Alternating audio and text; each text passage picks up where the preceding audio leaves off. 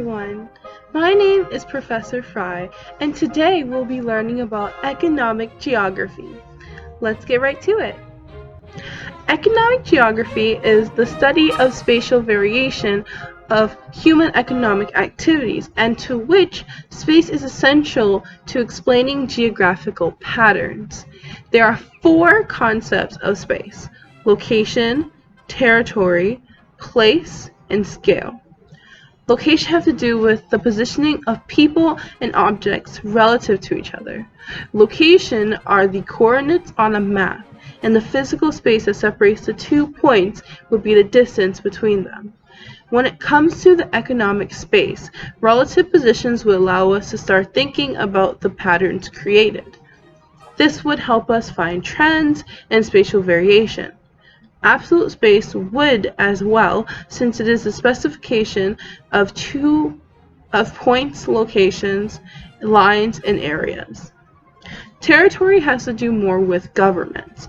Governments are the primary form of territory, and they have the power to enforce boundaries of their territory in certain processes. Now, place can be confused with location, which is understandable, since place can be a location. However, a place takes on unique characteristics that are meaningful to the people who interact with them, which could shape the economic patterns.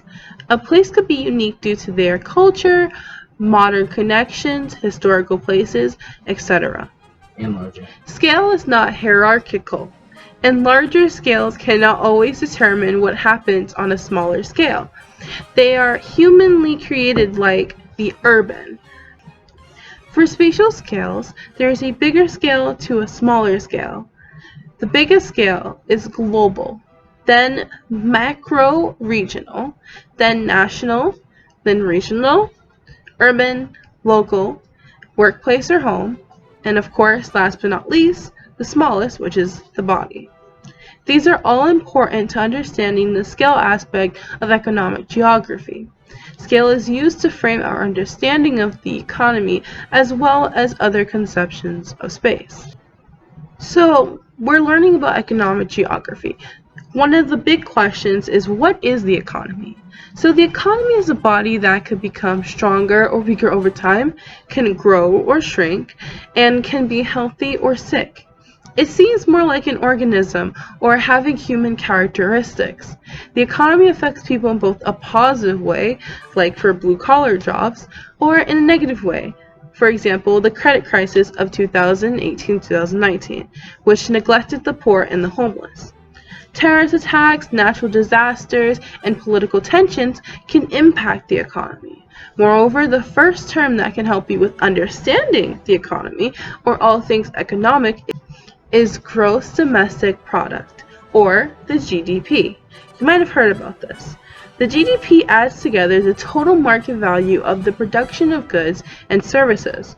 The economy has to do with the demand, supply, firms, production, markets, and prices, which are all important. The definition of the economy did change a little bit over time. In the 18th century, the economy was known as the management of a household or family budget. Adam Smith, who wrote The Wealth of Nations, knows that it was bigger than just the management of the household. He looked into it on a national scale with individual parts that work together to create greater wealth. Now, before we go any further with Adam Smith and what his connection is to the economy, let's dive deeper into who Adam Smith is. Adam Smith is this amazing gentleman right here. Adam Smith was born in Scotland in 1723 and is known as one of the greatest thinkers in economics. The reason why he is one of the greatest thinkers is because he looked beyond the concept of the economy. He thought about human values. He knows that some modern economics produces a lot of wealth, and humans think that their jobs are boring and meaningless. He wanted to give more meaning to workers. In order to do that, modern businesses could give one task and split into many tasks, allowing for people to become more specialized in their workforce. The reason why many businesses have reminded their workers of their given purpose. The second thing is consumer consumption. Luxury is important and serves a serious role in society. It allows to look after the weakest numbers, and Adam Smith believed that it did more good for the oh my gosh! Whoa! Are you Adam Smith? Oh my gosh, it's a pleasure to meet you, human. Nice to see you. One question is, honestly, what did you believe about the economy?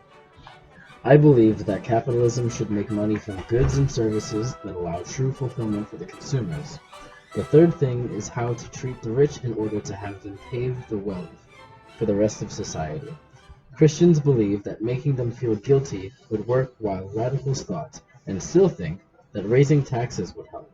However, what the rich or the wealthy cares about the most is honor and respect. By giving honor through awards and status, the rich has more motivation to give to others. The last one is educating consumers. The taste of consumers is degrading the world, and they need to be taught to want better quality things and pay the proper price for it. Through elevating quality of consumer demand, Smith believed it can save capitalism. Whoa, that's amazing, Adam Smith. Thank you so much for sharing this with us. You're welcome. Okay, bye, Adam Smith. Whoa, that was amazing, wasn't it, guys?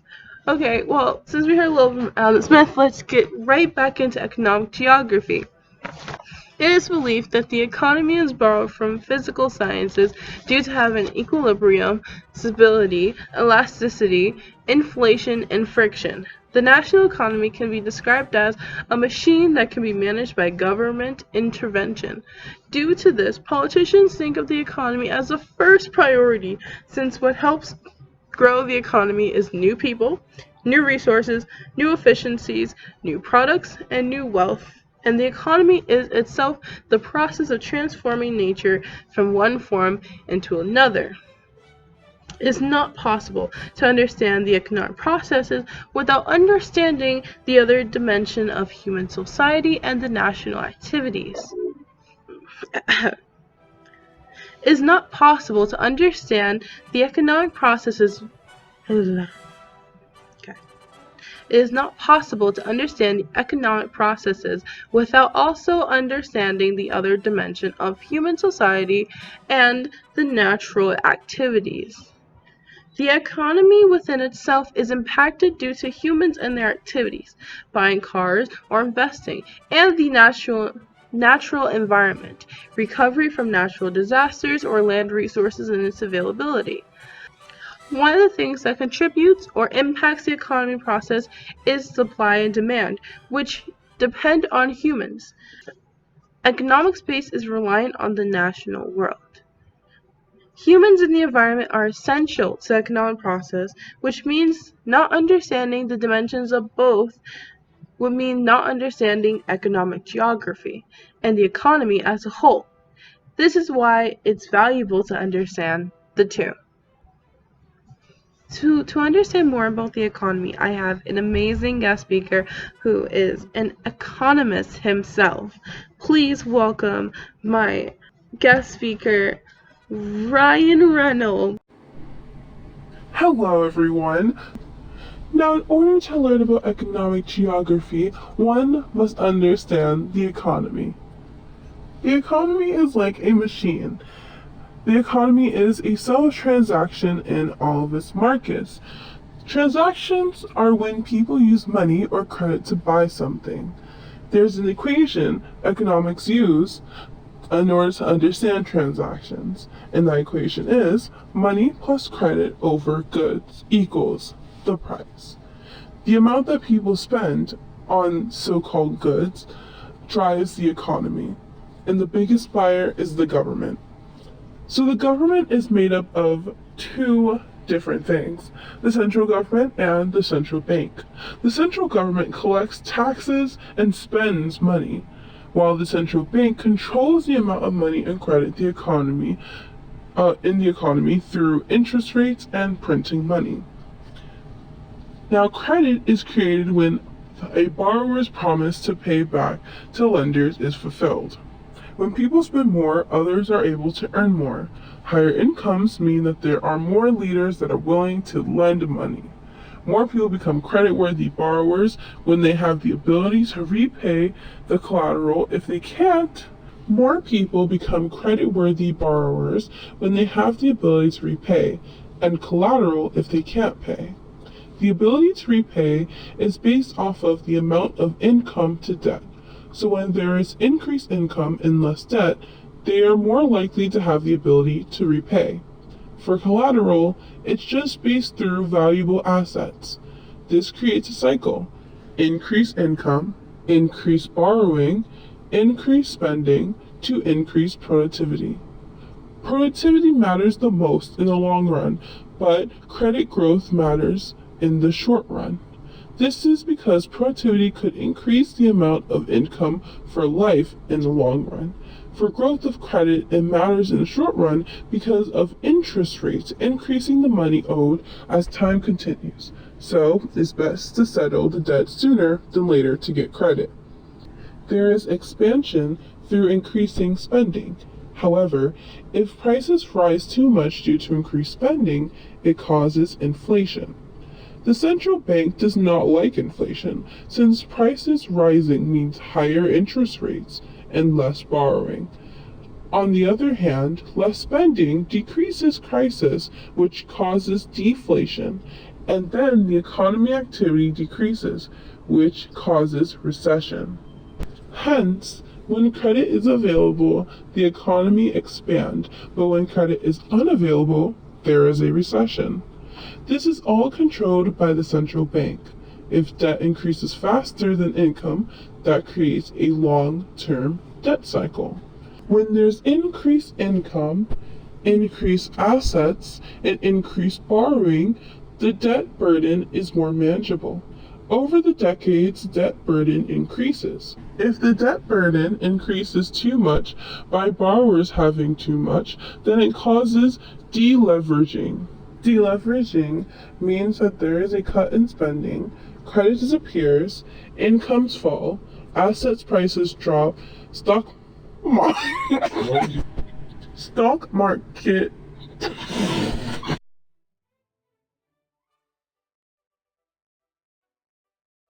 He believed that what would held back countries was corruption, knee-back policies, and short-sightedness. He believed that economics are a tool to give economic security for all. In 1936, he wrote the book, The Theory of Employment, Interest, and Money. In his book, he talks about the cause of unemployment problems in the 1930s.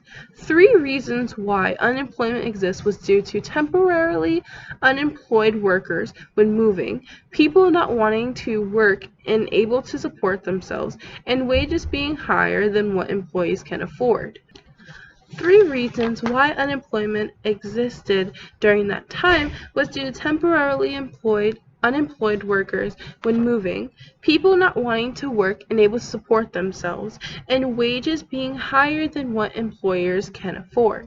It could be corrected through free market by the supply and demand of labor being balanced on its own. However, if an outside force like the government gets involved and there is no equilibrium of supply and demand of labor. Keynes, this amazing man right here, mighty handsome, he believed that the lack of demand is the real reason of unemployment.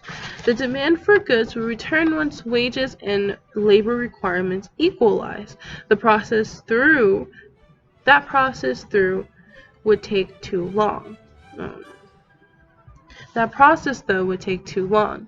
He would need the intervention that was needed in the economy by the government to restore prosperity. He believed that the job of the state was to create demand through budget deficit by spending more to create jobs for people. So my one question is, who pays the loans back? Honestly, I wish that he was here just like Adam Smith. Maybe he could answer that question for us. Sadness.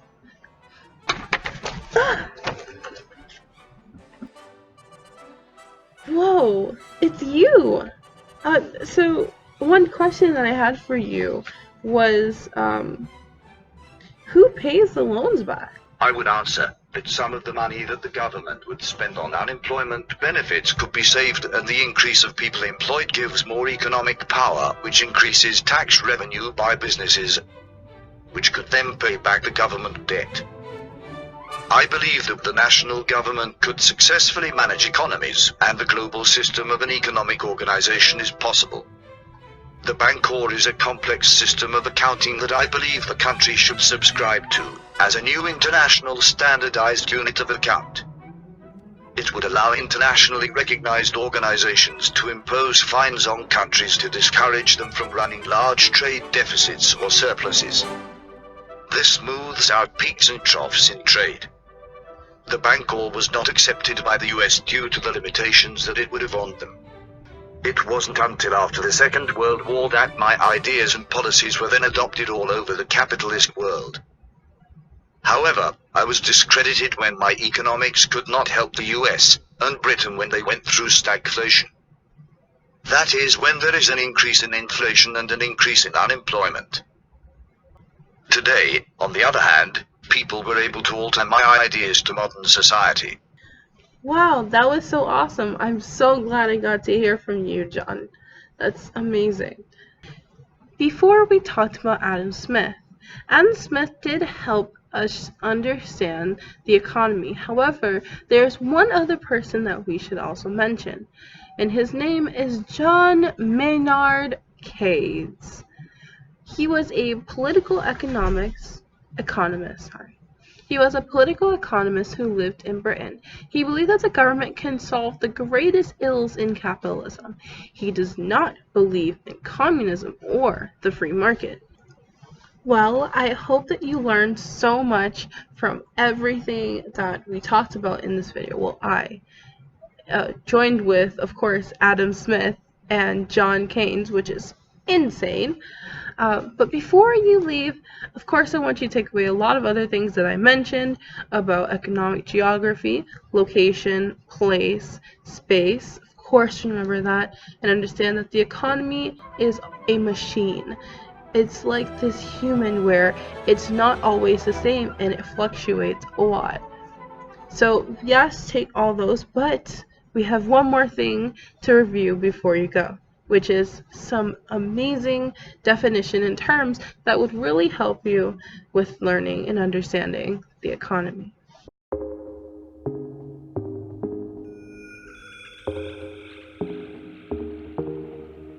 Stay, 작은 불빛 날 끌어당기는 fireflies.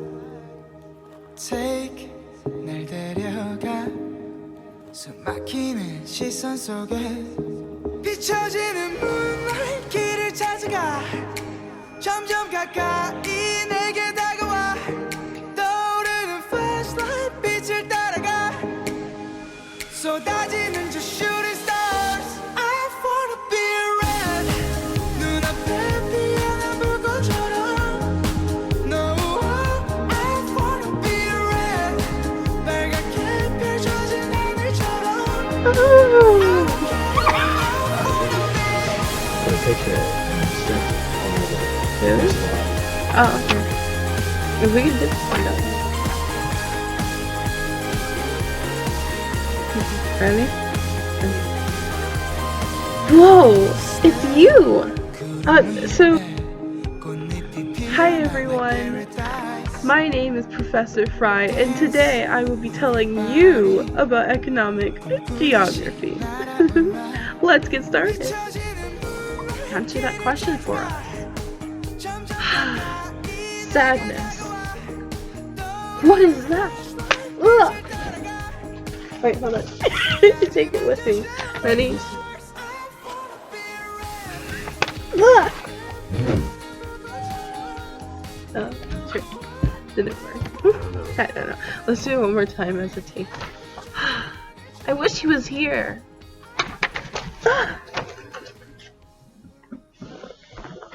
Okay, that's fair.